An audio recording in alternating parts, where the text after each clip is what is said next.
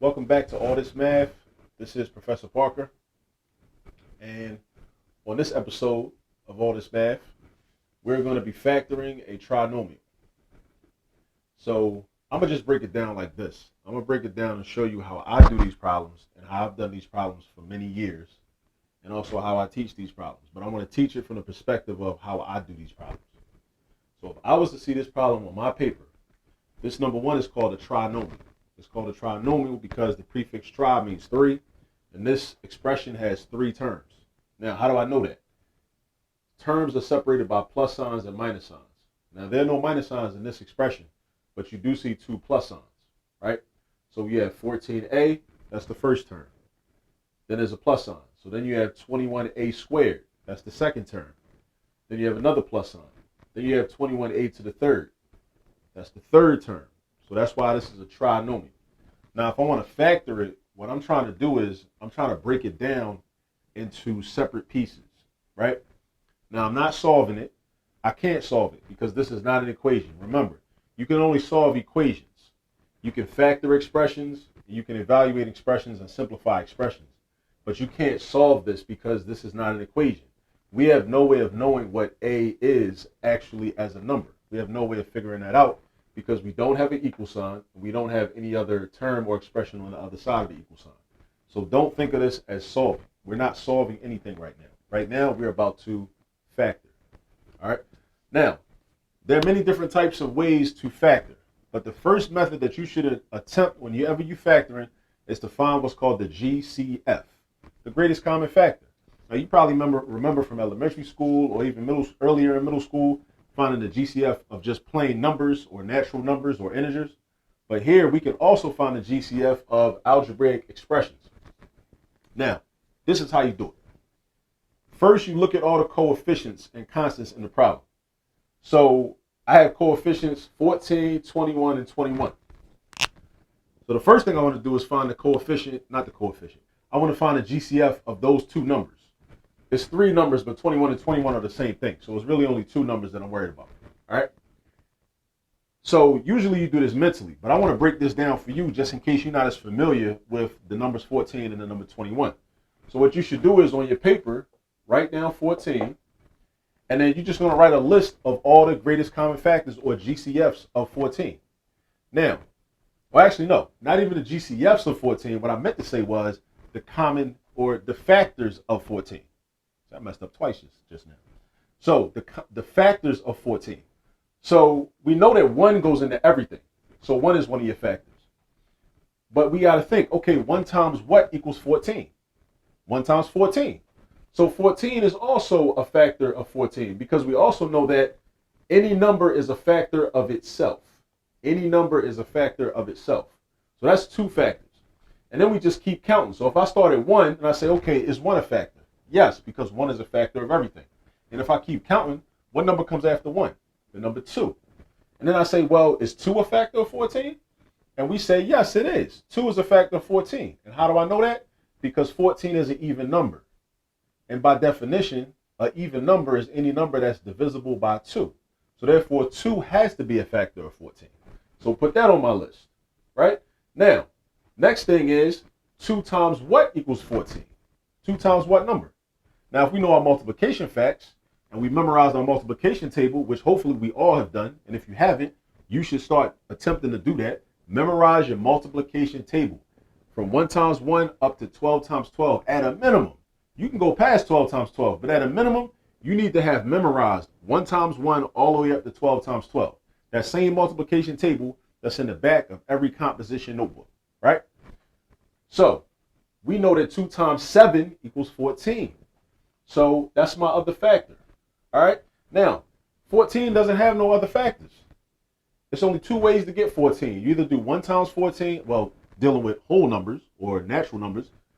You either do 1 times 14 or 2 times 7. And we're not worried about the negatives because you can multiply negatives and get 14 also, but we're not worried about negatives right now. 1 times 14 and 2 times 7. That's it. 3 don't go into 14. 4 don't go into 14. 5 don't. 6 don't. We know 7 does. 8 don't, 9 don't, 10 don't, 11 don't, 12 don't, 13 don't, 14 does. So 14 has 4 factors, all right? In order to find the GCF of an algebraic expression, you got to already be strong with finding factors of numbers. If you're not strong with finding factors of numbers, then you need to go back and practice just finding the factors of numbers. Finding the factors of numbers. Those are the fundamentals. We got to know how to do that. All right? As a matter of fact, I'm going to do another video showing just how to do that. Right? Kind of in even more detail than what I did just now with making this list of the factors of 14. All right? Now, the other numbers, 21, or coefficients, 21. We list the factors of 21. All right? What are the factors of 21? We know 1 goes into everything. So I'm going to put the 1 down. 1 times what equals 21? 21. Because every number is a factor of itself. All right? Then you keep going. You start with 1. You keep counting. You go to 2.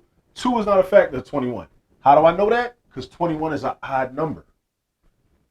No odd numbers are divisible by 2. That's the definition of an odd number. For real, for real. All right? So I keep going. I count. Then I go to 3. Is 3 a factor of 21? Yes, it is, because we know our multiplication facts. And we know that 3 times 7 equals 21.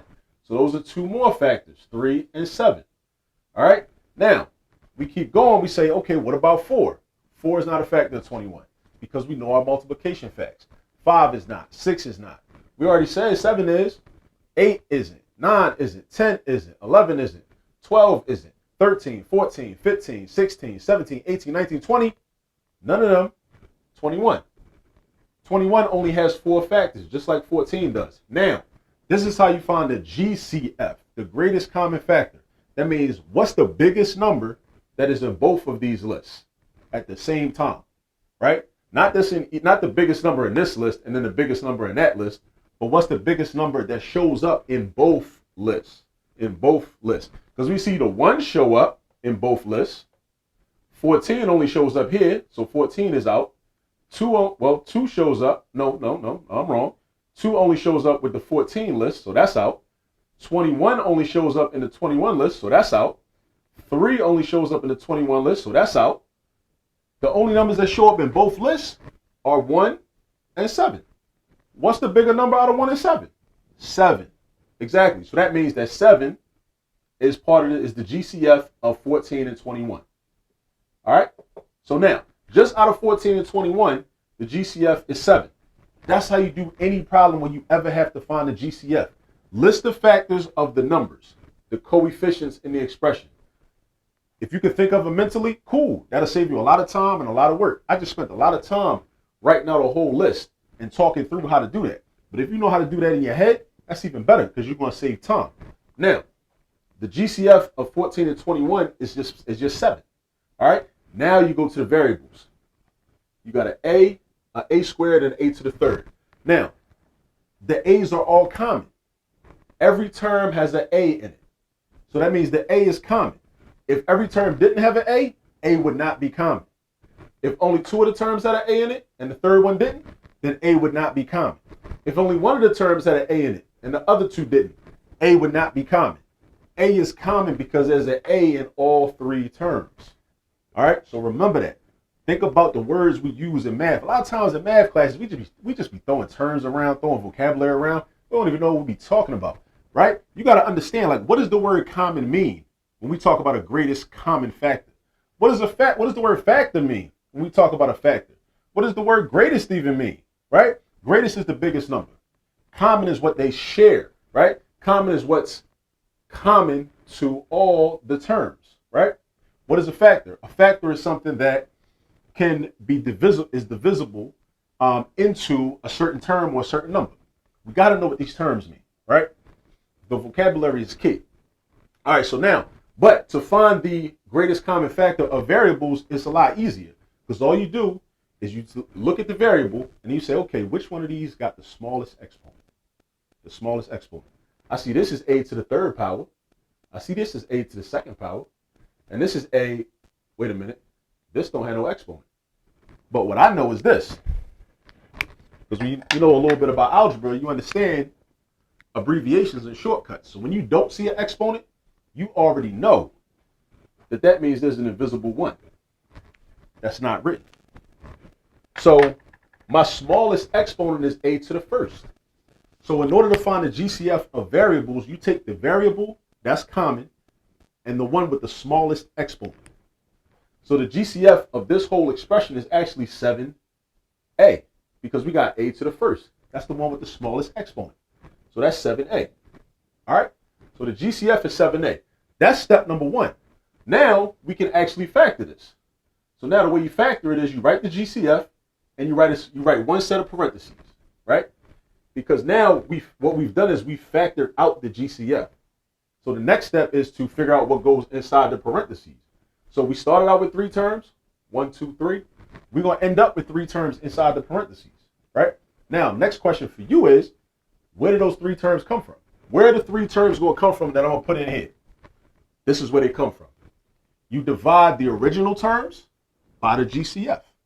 Original terms divided by the GCF. Put that in your notes. So OG term, that's the original term, divided by the GCF. Run another marker.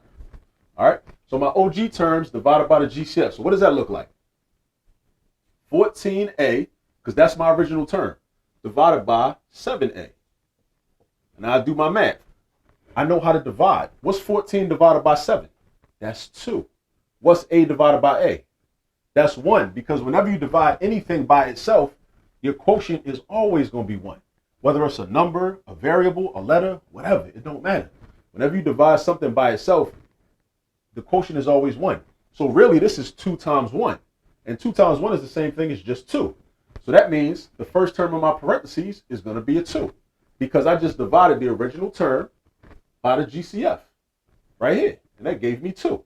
Then I keep going. I divide the second term, 21a squared, divided by the GCF, 7a. Now, I divide this in parts, just like I did right here. I divide the coefficients. What's 21 divided by 7? 21 divided by 7, because we know our multiplication facts. We know that 7 times 3 is 21. So therefore, we automatically know that 21 divided by 7 is 3. So the part of that is going to be 3. Now, you need to know a little bit about exponent rules. When you have a squared divided by a, what you're going to do is subtract the exponents, top down. So 2 minus, what exponent is here? I don't see no exponent written. But what does that mean? Just like right here, it means that there's an invisible 1. So what's 2 minus 1? 2 minus 1 equals 1. So that's a to the first power, or just a. So 21 divided by 7 gives me 3. A squared divided by a gives me a. Again, 21 divided by 7 gives me 3. And a squared divided by a gives me a, because of the division rule of exponents. That's something else you need to look into. If this is confusing to you, you need to look up the division rule of exponents and get it in with that. Get some practice with that, the division rule of exponents. Matter of fact, I think I got a video on that. So scroll through the page, check the other videos, find a video on the division rule of exponents. I go into detail on why a squared divided by a is equal to a. All right, so then I take this 3a and I put it in parentheses. Now, it's a positive 3a. So that means I put plus 3a. Now, last but not least, I got one more term. So again, OG term divided by the GCF. OG term divided by the GCF. So we got 21 a to the third divided by the GCF. All right, now 21 divided by 7, just like here, 21 divided by 7. 21 divided by 7 is still 3. That's not going to change. Now we're doing a to the third divided by a. Division rule of exponents. We subtract the top exponent minus the bottom exponent. Subtract the top exponent minus the bottom exponent. So what is 3 minus 1? 3 minus 1 is 2, right? And remember, when there's no exponent written, that means you have an invisible 1 for your exponent. So 3 minus 1 gives me 2. So I got a squared. So 3a squared. I throw that in the parentheses. That's also positive. All right? Now, this is the final answer right here. Now, if you want to check your work to make sure, when you factor out a GCF like we did here, when you should be able to use the distributive property and multiply this out, and what you end up with should be the original expression. Now, what is 7a times 2? 14a. What's 7a times 3a? 21a squared. That's the multiplication rule of exponents. Multiplication rule of exponents. So you got to make sure, in order to really do this work, in order to factor out a GCF, you need to know the division rule of exponents. You also need to know the multiplication rule of exponents when it's time to check your answer, right? The multiplication rule of exponents says that we add the exponents. So a to the first and a to the first, that's 1 plus 1. That's where the 21a squared comes from. That's where the exponent 2 comes from, because we add those exponents. Then 7a times 3a squared is 21a to the third. And I just proved that this is the correct answer. All right. So basically, that's how we factor out a GCF, and that's how we check our answer. All right. That's really all it is to it. I hope you learned something. As usual, please like the video, subscribe to the page, tell a friend, tell a friend to tell a friend. And always remember, there's all this math all around you. Peace out.